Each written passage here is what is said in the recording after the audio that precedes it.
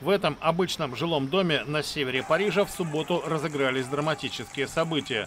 Оставленный без присмотра ребенок повис на балконе 4-го этажа, уцепившись за перила.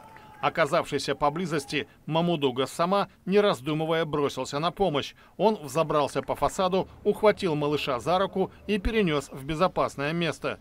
По словам Гассамы, он очень любит детей и не мог допустить, чтобы с мальчиком случилась беда. Когда я поднялся, схватил ребенка и потом спросил его, зачем ты это сделал. Он ничего не ответил, и тогда я спросил, где его мама. А он, ее нет дома, и что она делает, я не знаю. Как рассказывает Режи, владелец расположенного по соседству бара, он выбежал на улицу, когда услышал крики. Мы все перепугались, когда увидели висящего ребенка. Судя по всему, он упал с верхнего этажа. Все боялись, что он не удержится. В понедельник Мамуду Гассаму принял президент Франции Эммануэль Макрон. На аудиенции в Елисейском дворце молодой человек рассказал, что испугался и сам, когда прибыла полиция.